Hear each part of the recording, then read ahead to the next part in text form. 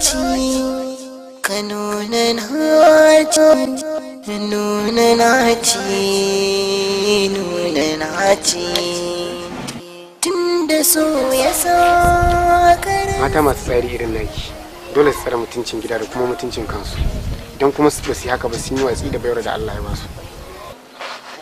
da kwaiduwa Ki da na san da cewa ban kai matsayin da ya kamata a cikin tsakin saurare ni ba, amma kuma na san Allah bai halicci zuciyarki da walakanta mutum ba. Na kuma gano haka ne daga kyakkyawar fuskar nan taki wata ta jefa ni irin halin da za ta iya jefa kowa. Amma dan Allah karki ga laifi na, ki haƙuri ki gafarce ni. kula da lokaci ya fi adani, kuma a nuna naci ba so na zuciya.